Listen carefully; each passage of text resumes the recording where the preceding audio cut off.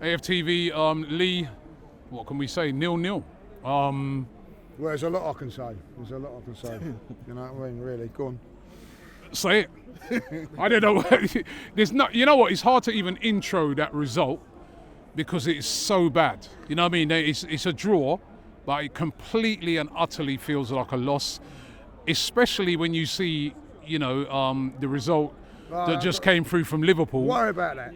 No, but what I'm saying is that you just realise about the big opportunity missed yet again. Well, listen, I've seen too many of those performances now. Too many of them. Like I see one at Fulham. I don't know, but I'm phoning up the club on Monday. I want half my money back because all I see is one half of football. The first half again, slow, predictable. Where is the passion in the game, And I have to say, and then I go, okay, right, chuck the subs on, do what you got to do. It's like for like substitutions.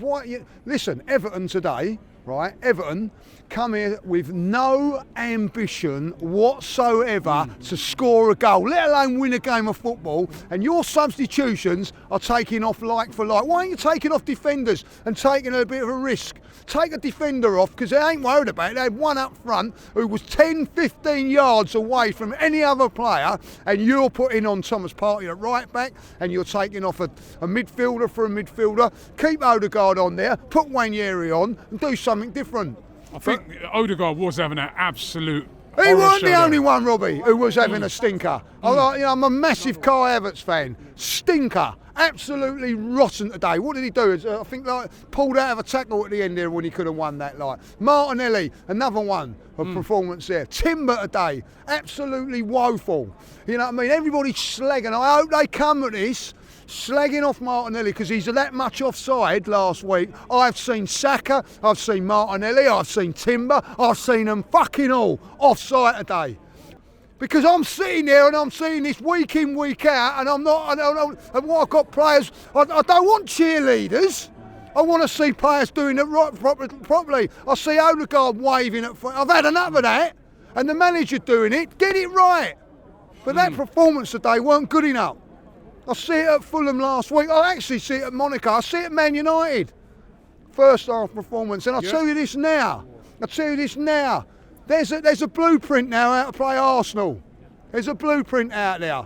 Do this, defend like this, don't come out. And this team has not got a clue how to break a team down. So how comes then there's been games previous to, those games you said, where, go away, put 5 past West Ham, put 3 past Nottingham Forest, put 5 past Sporting. Why is it then in a game like this where obviously, mind you, those teams you are right, they showed a lot more ambition, but why is it when teams are just saying, right, we're going to park the bus, that we can't break them down? Why? Because we're not moving the ball quickly enough. We're not sharp enough. There's no inventiveness going on. When have we got a player that's going to go past the player? I see other teams go past players. We've only got Saka that can do it, who I will say today was the one shining light, the one, you know what I mean? But you're looking on him all the time. Get it to Saka, get it to Saka, get it to Saka. Too reliant on that today. And then you've got other guys up there. We're playing 3 men up front, but there's only one that looks dangerous. So, you know what I mean? And I'll tell you something else. Mikel coming out and saying, I don't expect us to be busy in January. Right? Well, in December, this club's fucking busy, Robbie, isn't it? Putting out merchandise every week for all us fans to go and buy over Christmas. And then come January, we ain't going to be busy. When you see what you see out there today. And it ain't about today, it's about all other games. I've seen this at Newcastle this season. I've seen it against Brighton. It's going on and on and on. There's no improvement. And listen, people like Yarman and everything like that, the Mikel people that are going to go there, there is no defence when they say get rid of the manager when you see that today. Now, I'm still going to back him and all that, but I don't think he should be sacked. But at the end of the day, you've got to be a question now. And the most pathetic one is at the end of it is when people go, who are we going to get in? Who we got? Well, let's keep a manager. I did actually ask that. You know no, who would we get in? Because it doesn't matter. No, he was asking Why are you saying that?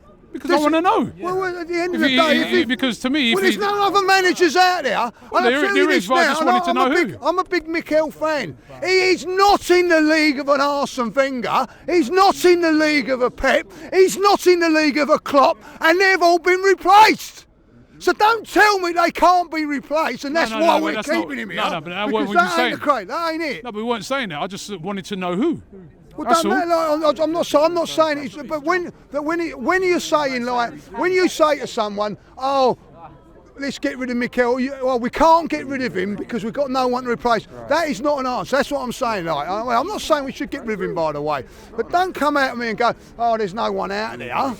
There's no one out there because there's no one out there that can do better than what I've seen today. Listen, it's a valid question to ask. I asked it to Yardman. He said Zidane. We all know Zidane ain't been taking no jobs. We all know he's been offered loads of jobs. We all know that he said he don't want to go to England. So that's why I asked it. Let's get this right. Let's get this right without the Mikel. Mikel's done a fantastic job up to here because he's got us somewhere that I didn't think we was going to get to. The question is, and the argument that people are going to come on here and say, can he get over the line? What do you think? That is the question. When I see games like that, and I see games like Fulham last week, no chance. No chance. When you're making substitutions at 0-0 against a team that's got no ambition to score a goal, I'm seeing you taking off players like for like. You're taking off. Why are you taking off Martinelli and swapping him with Trossard? Why don't you play Martinelli down the middle and bring on Trossard and take a fullback off or a defender off? Do something different, like for like. Jesus coming up. You know, I predicted it. Like, you know, I'm no genius when it comes to me. I tell you, what he's going to do. He's going to put Havertz back into midfield. Love and behold, that's what he does. You know, if I think that. Right, what is Sean Dyche doing like? They know exactly what they do like, you know what I mean? They never looked in danger of conceding a goal, though, apart from the first half when we got a future. Odegaard, by the way, should have scored a couple of goals. But listen, chances, you're going to get chances and everybody's going to miss. That is part of it. But what I see today I'm sitting there going, right, where's the patterns?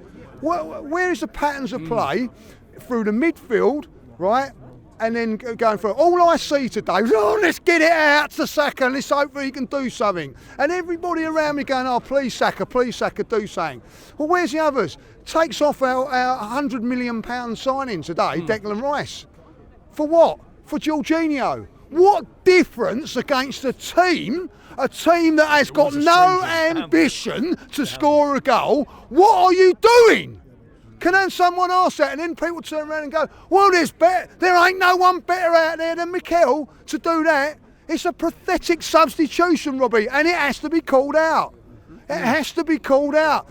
They've got no ambition to score. I see a striker today, my God. I feel sorry for him, like, you know what I mean? He was actually nearer to Anfield than the defenders. You know what I mean? He was on his own, and then there was 15 yards to 20-yard gap from anybody else. And what it was is basically, you stay up there, just battle around, and we're going to keep the shape here. So I tell you what, they're sitting there and they go, how are we going to break that down? I tell you what, we take Declan Rice off, who can drive through people, and we bring on Jorginho. Right, that's what he's done. That was a really strange one. Right, or then you can do, I'll tell you what, we put Thomas Partey in there. Oh no, I'll play him at right back because we ain't got. And I'll tell you what, Thomas, don't overlap because we don't need to overlap. We need someone to go on there. I'd have put on Sterling at right back because you could have afforded to, or anybody at right back because there's no one defending. There was no need to defend. I'll bring on Thomas Partey to right back. It's basically two people defending the whole game. Two people, and they're two centre halves. And they were dealing with it. You know what I mean? Like Skelly today was like playing. He wasn't playing left back. You're telling me he was playing left back today? He wasn't. But he was another one today. Like that was. I'm not having a go at him when I say this. Too cautious. You know what I mean? Like too safe. Safe pass here. Safe pass. One time that he'd done it, we nearly scored. So say to yourself, right, okay, we'll take him off and I'll put Sterling in there or I'll put Martinelli in there, something different. And he never done nothing like that today. So when you want to criticise, I think everybody's got a right to criticise today. Of course they've got a right to criticise. Finally, do you see the league just slipping away? Do you think that's it? I mean, the weird thing about it... Hasn't even started, Robbie, the league. Come on, let's be honest. No, I'm saying that the situation for us... There's no way Arsenal... on the performances like let's just take the last two league performances, right? And you can bring in other ones at this, like, you know, they're nowhere near good enough to win the league. Nowhere near. That team is not good enough to win the league. Oh, no. It's nowhere near it. Like, you know what I mean? It's got no inventiveness. It's got no passion. It's slow. It's, you know what I mean? Something's got to change. Something's got to change. Now, I don't know what that is. I don't know. Someone said to me, like, well, I was just talking to my mate Saturday, like, we go, where's all the football that we played 2 years ago, pinging it around and all that, like, where's all that gone? Little, we were playing like that a few weeks ago, let alone 2 years ago. When? At Everton. Oh, sorry, at West Ham. And at Sporting. And then, like, I'm with you. It's disappeared. I go against Sporting. Disappeared. I go against Sporting, like, you know, did they score an early goal, Arsenal? I think they did. Yeah. We scored in about 10 minutes. Did we score an early goal at West Ham? Yeah.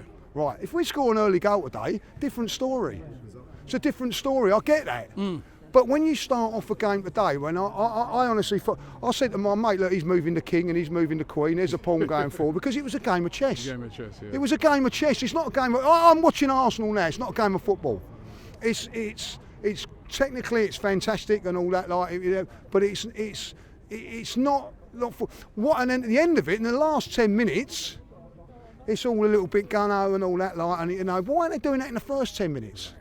And if you can break the team down, like, at the end of the day, then you force that team to come out and then you can open them up at will. But listen, at the end of the day, teams are going to come here and they're going to go. And I said it last night. I did a live with Stricto. I said, Sean Dyche would have watched what Fulham did last week. You're going to come and do exactly the same. But as a matter of fact, he won't even try to score. And that's exactly what we saw. Manchester United done it. I'm not being on. Manchester United are first half. You're right. A magnificent football club. They come in. They took all of their attacking players off, didn't play none of Rashfords and all that, like, and went in defensively. When they open up against Nottingham Forest, they get stuffed. Right? They ain't going to do that here. So you've got to find a way. And you know, the only way we found a way was from a set piece. So is that what we're going to do? If some teams can't break us down, we ain't going to get through a set. And now you're playing Everton today. Bring it on. I didn't see them putting 3 men up top and all that. Like, they were comfortable because they can defend set pieces. Sean Dyche's like big thing.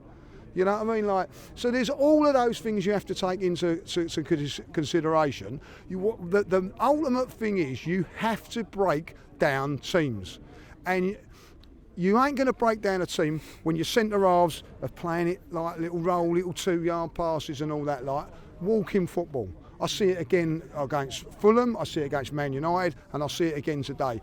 Where is that first 10 minutes of 2 years ago when you come out and you just blasted a team away? And even against West Ham, you didn't really blast them away. It was like very, very methodic how they done it and everything. Like, it was good to see because it was all, but it weren't like, you know, difficult things. Like the first goal's a set piece, you know what I mean? Like blah blah blah blah blah. It's just there's something not right with this team. I can't put my finger on it, but we're not as exciting as what we are. We're far too cautious, if I'll be honest. And I think someone said it earlier on, was walking out, that Mikel's gone into that mode where he's more afraid to lose a game than to go and win a game. And I think that's the problem.